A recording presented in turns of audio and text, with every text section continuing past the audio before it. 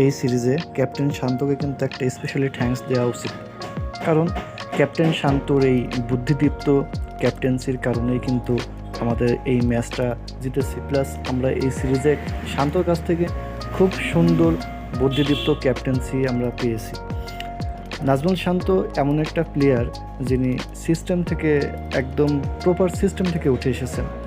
তিনি under 17, under 18, under 19 এবং সব বয়সভিত্তিক খেলাগুলোতে খেলেছেন। নাজমুল শান্তকে নিয়ে আলাদাভাবে আর কিছু বলার নেই। তিনি এমন একজন প্লেয়ার যার ভিতরে অনেক পোটেনশিয়াল আছে, কিন্তু সে প্রথমত এসেছিলেন এমন একটা সময়ে তখন সিনিয়রদের টিমে অনেক জোরাজোরি ছিল।